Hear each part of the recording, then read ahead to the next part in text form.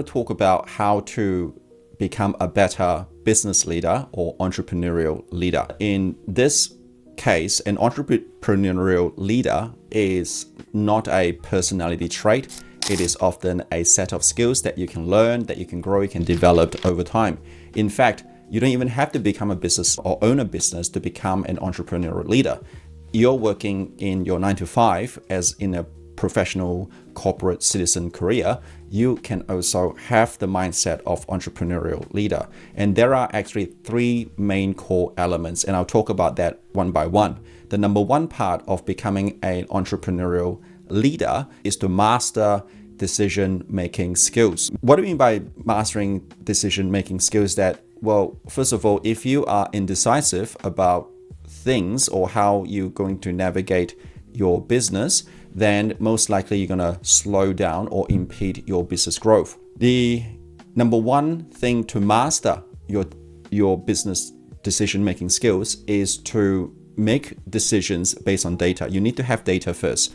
When you have enough data, then decision would be more simpler. If things are not working well based on your data, let's say a marketing campaign is not working too well. Let's say you're spending $5,000 a month with a digital marketing agency with some ad spends, but you're not getting the results that you promised, then you quickly have to pivot out of it. Make sure you get the data first. What are the click-through rates? What are the return on investment? If things doesn't take your box, you quickly have to get out of it. So don't wait for too long. So this is what we mean by making decisions based on data. The second part or elements into how to make decisions better is that you have to trust your judgment, or you're going to activate that intuition inside of you. And every one of us have one.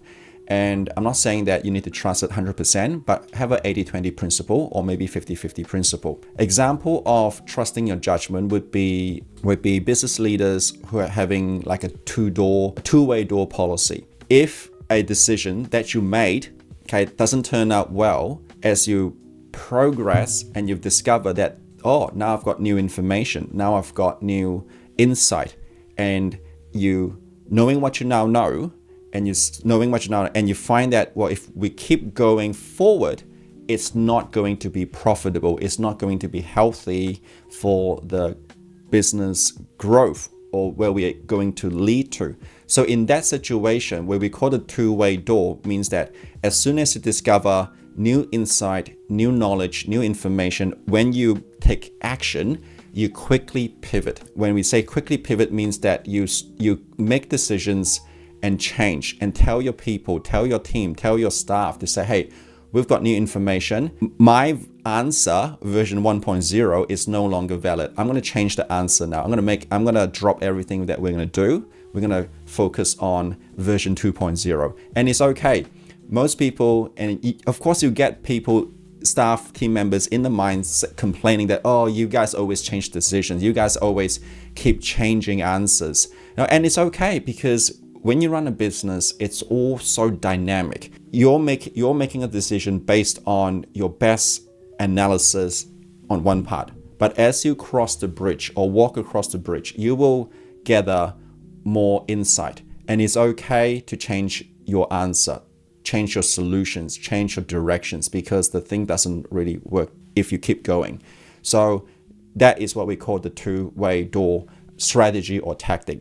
The third part is adapt quickly, which is kind of similar to the two-way door policy.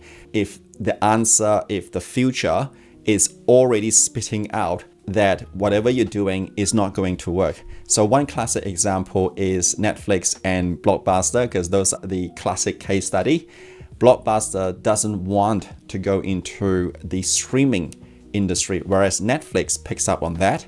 Netflix thinks that that's the future. People are not going to go into a shop to pick up DVD or VHS or Blu-ray and rent them anymore, when they can enjoy the movies in the comfort of their home without and selecting it on an app. So that's the future. And the reason why Netflix is so successful, and invariably Disney Plus, Amazon, everyone kind of follow suit, and why the Blockbuster is not successful, is because one decided to stick to their game, stick to their mission, even though that's it. the other party, which is the more progressive company, decide that that's the future and that's where it's going to head towards. So these are the 3 tips on how to master decision-making skills. The second part to entrepreneurial leadership is to communicate with clarity. When I talk about clarity, it's more about not just articulations and telling you how things work. Clarity is beyond that. Of course, one fundamental part is the vision, is the mission, the vision, where we're heading, the big picture. If your team, your people, your staff unclear about where you're heading or what's the big picture, how their contribution positively impact on your company, then you can say that it's a failure. Not failure in terms of a negative sense, but failure means that you haven't actively communicate where your business are going or what's the big picture that they are working on. So how do you actually do that? There are, of course, 3 ways to improve your communication with clarity. Number 1 is to speak in candid, in direct, in straightforward tone or mindset so that you eliminate any confusions, any what if, any gray zone. So A is A, B is B, there's no gray zone, even though sometimes it hurts people's feelings or the brutal honesty actually stings them. And there's no other way to go around to beat around the bush except to communicate with clarity. And that's the job of an entrepreneurial leader, is that you're not going to make everyone happy. Most people will get repelled by certain communication from you, but that's the way it is. But just do it with a smile and do it with sincerity and with compassion. And it's a fine art. None of us are perfect. Your job is to, let's grow yourself, is to fine tune that art of diplomacy so that you communicate effectively whilst not hurting their feelings and they get the picture kind of upfront. So let me look at this. One of the example is you avoid, number 1, beating around the bush with jargon, with vague goals, with with flowery words. Okay, so that's one you can do. The number 2 on how you can communicate effectively is you repeat the vision over and over again until it sticks to the mind, until they can hear your voice in your mind. This is, again, I'm talking about business. You're running a business, I presume, or you're planning to run a business. So one of the fundamental part is to communicate with clarity. And one of the elements of how to communicate with clarity is to keep repeating the big picture. When I say repeating big picture, not as nagging in a sense of, here's where we're going, here's the big picture, here's the vision. No, communicate with the big picture is to constantly tell them that every single task, every assignment, every project that you assign or delegate to your staff, you have to give them how what they're doing fit in to the bigger picture. And sometimes, most times, you communicate 100% and they can only capture 70% if you're lucky, if not just 40% to 50%. And that hence why you have to keep repeating over and over again. It's because of that. Don't assume that they get it with one explanation. Always encourage them to ask questions, because remember, they don't want to appear dumb as well. They will just say, yep, sure, I understand what you're trying to say. But then you discover that, hey, hang on, I thought you understand everything. Now I've got to repeat myself because you're leaning against the wrong wall. So that's where I mean by you're going to constantly encourage them to speak up, to ask questions if they do not understand what the big picture is, what they're doing, and what their work is, how they contribute to the bigger picture. Number 3 of how to communicate effectively is to make sure that everything that you do, your big picture, aligns with every division. So if you have a business that has multiple divisions, marketing, sales, customer service, accounts or back office, finance, and then the logistic delivery as well. So you got like a handful of 4 to 5 divisions. Everyone needs to be on the same page. Everyone needs to know exactly where you're going. If there's a change of plan, you got to send out a memo out. Now, of course, this sounds must be basic. This is basic 101. Yes, it is basic 101, and I'm reminding you, you have to make sure that everyone is on the same page. Now, the next challenge would be, well, I don't have time to do all this. Well, you then delegate to a business manager. And of course, if you can't afford a business manager, then that's where you kind of delegate someone with the capabilities of doing all these communication. It's more like a PR, internal PR, okay? Public relation. You need someone who sends out every little bit of communication there are. Now, problem is they can't keep up. Or that's where you have to constantly flood it. See, in politics, they use that repetition is the mother of something. Okay, so you use that kind of propaganda or repetition as part of your business work. I'm not using the word propaganda, so you have to use that technique of constantly communicating that this is where we're heading, this is with the big picture, everyone is on the same page. So that's that. Now, the last part of entrepreneurial leadership is lead by example. We've all heard that the action speaks louder than the directive, speak louder than words. Okay, and this is what I mean by lead by examples. People often follow what they see, not what they hear. We've all, that's the leadership quote. The thing about this is that you may tell your staff that our company values are integrity, honesty, and great customer services.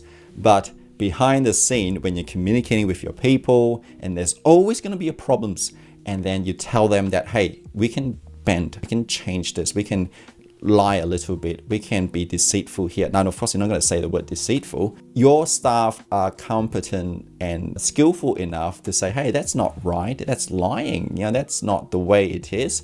And it kind of clash with your company's value. And that's where it says your words, your action speaks louder than words. So how do you actually lead by example? 3 ways you can do this. Number 1 is be the hardest worker in the room. Walk the walk, walk the talk.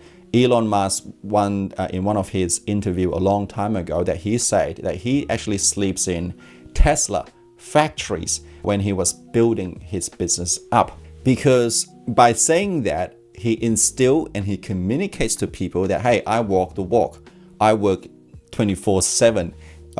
And therefore, I expect everyone who wants to join me to push their limits, to have the same level of commitment as well as perseverance as him, or disciplines.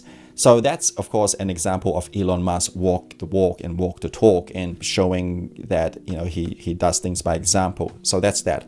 Now you got to think about, well, what about you? What about you? Well, it's obviously you're the boss or aspiring business owner. It's easy to work long hours. It's easy to come in early and work late. So that's by nature when you first started off. But when you very established, you kind of have a lot of free time in your space where you can actually come to work late and then leave early, okay, potentially. So it's very difficult to get your team to work early as well, to come to work and go home late, because you've already set that up. Now, you can argue, hey, I'm the boss. I have achieved level of business freedom. That's my right. That's my prerogative. Well, it is true, but how do you instill that? You can still communicate to them one way. You can say, hey, you may notice that I come in late and I go off early. That's because I work from home, and that's because I'm actually working and doing a lot of other business. I keep things busy. I'm networking, I'm connecting, I'm getting more business and resources. Let them know. It's just a very small communication. Just let them know that you're not lagging. You're not pulling your weight. As a boss, you shouldn't be lazy. Okay, you should be there. Now, what if that you truly want to enjoy business freedom? Then that's where a business manager comes into the equation. The business manager is your clone, is your protege that kind of replaces you, and show people the example of a hardworking or intellectual person to help you instill the right culture in your business. Now let's move on to the next concept. Now the last part of entrepreneurial leadership is lead by example. We've all heard that the action speaks louder than the directive, speak louder than words. Okay, and this is what I mean by lead by examples. People often follow what they see, not what they hear. We've all, that's the leadership quote. the thing about this is that you may tell your staff that our company values are integrity, honesty, and great customer services. But behind the scene, when you're communicating with your people and there's always going to be problems, and then you tell them that, hey, we can bend, we can change this, we can lie a little bit, we can be deceitful here. Now, of course, you're not going to say the word deceitful. Your staff are competent and skillful enough to say, hey, that's not right, that's lying, that's not the way it is. And it kind of clash with your company's value. And that's where it says your words, your action speaks louder than words. So how do you actually lead by example? 3 ways you can do this. Number 1 is be the hardest worker in the room. Walk the walk, walk the talk.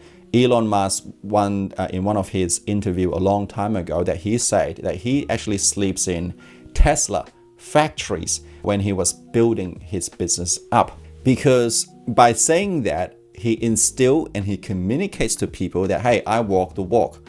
I work 24/7. And therefore, I expect everyone who wants to join me to push their limits, to have the same level of commitment as well as perseverance as him, or disciplines. So that's, of course, an example of Elon Musk walk the walk and walk the talk, and showing that he does things by example. So that's that.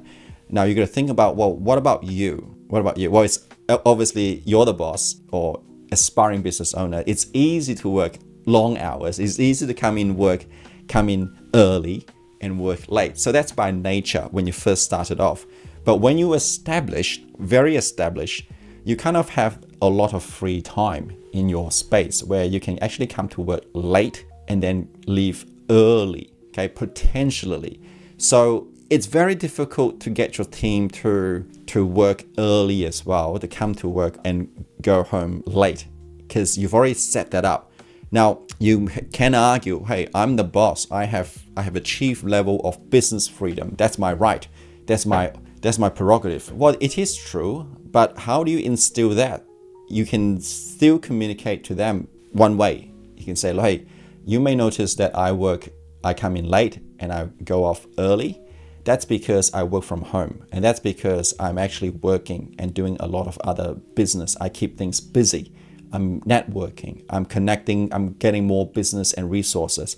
Let them know. It's just a very small communication. Just let them know that you're not lagging. You're not pulling your weight. As a boss, you shouldn't be lazy. Okay, you should be there. Now, what if that you truly want to enjoy business freedom? Then that's where a business manager comes into the equation. The business manager is your clone, is your protege that kind of replaces you, and show people the example of a hardworking or intellectual person to help you instill the right culture in your business. Now let's move on to the next concept. Number 2 is to demonstrate the culture that you want, and that's kind of relate back to the example. The action speaks louder than the word. If you can't demonstrate those actions, then you better have someone to do that for you on your behalf, so that you can create a culture that you want.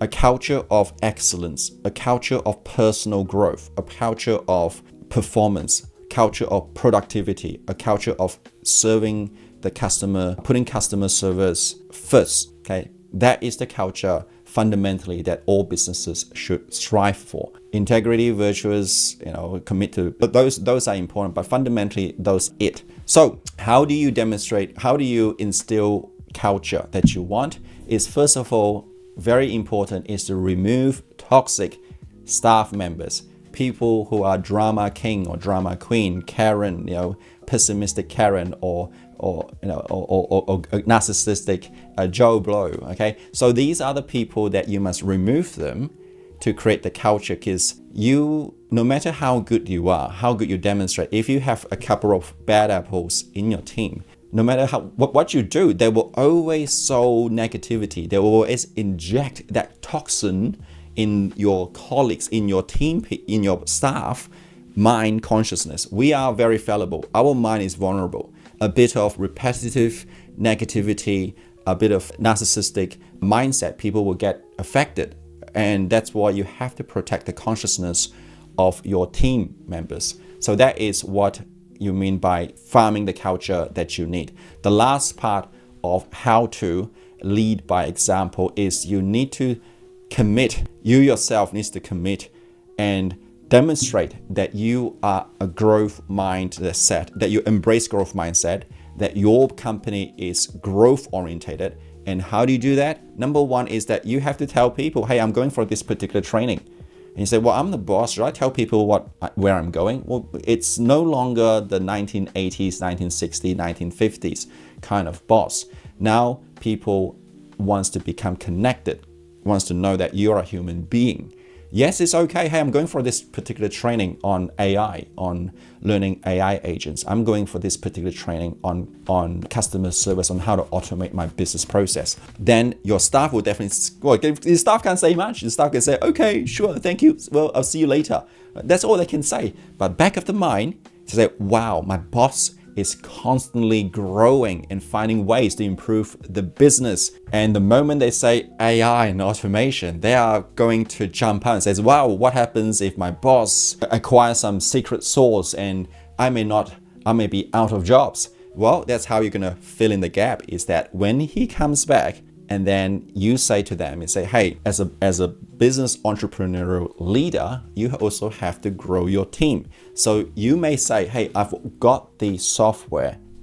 I've subscribed to a platform that you can watch anytime that you want at your convenience. It's LMS, Learning Management System. LMS, you can watch anything you want to grow yourself, because when you grow, my company grows. And this is how you do it. You do it your end first. You communicate with your people to show that you are committed to growth. And then when you come back, you say that, hey, I've got the platform. I've bought the platform or subscribed to the platform so that you can all learn and grow at your own time. Okay, you can do it. You can watch it during company's time if you want. It depends on your budget, or you can watch it in your own time. But there's so much to learn. And from there, you have already taken your own box that you are also growth. You're also instilling growth culture in your business. Now, what about those who just say, I don't want to grow. I just want to work 9 to 5 or 9 to 3, and I just want to clock in and clock out. Well, let me tell you something. These people, it's going to be extinct very soon, because AI agents, AI automation, everything's AI, okay? AI this, AI that is going to come in. So those are the previous generation mindset, and you can't really solve that. You can't really help that. You need to help those who can help themselves. And those who help themselves actually are growth orientated. So all I'm going to say to you is that if they are not committed to growth, despite that you have given them the facilities, the platform for them to learn, then they are going to be a dinosaur. Sorry to say that. I've gone through a lot of staff who doesn't want to grow. Lip service, yes, I'll definitely grow. I'll definitely do this. But when you check the LMS, they haven't even clocked an hour on that. A month, 2 months, 3 months, zero. Because LMS obviously is, you can see the data and the analytics that have they actually watched any videos at all? Nothing. So that is what we call lip service, and that's also an indication that that person staying in a company will not be any value to you. Value for now, right, to ensure that they do all the nitty-gritty stuff, but one can also question what makes you think what they're doing the best use of time. What makes you think what they're doing are not an extended steps to keep their jobs. You see, this is another topic, but I'm just want to show to you a lot of the business owners hire people who has been there for 2, 3, 4 years, 5 years, but they have their productivity actually plummets. But in order to not demonstrate that, they have to show that they're keeping busy. And how do they keep them busy is 101 is to create more expandable or expensive or extend the tasks for themselves. Instead of 3 steps that you can finish a work, they decided that they create a few more extra steps, let's say 10, 15, 20 steps, just to complete that same task. So that is something that you have to keep in mind. What does it tell you in terms of payroll? You're paying them 100% full time, but because of their survival needs kicking in, not willing to upgrade, but wanting to hold on to the job, what will happen? What will happen is that they'll create extra tasks for themselves, and you end up constantly having to keep hiring because you've got lots of people, but nothing gets done. What's happening? What's happening is because a lot of the tasks they're doing are redundant. I'll talk about more about that in the next video or in my future video. But for time being, that's all there is. If you like this video, please thumbs up, follow, subscribe. Love to see you hopefully in the future. Bye.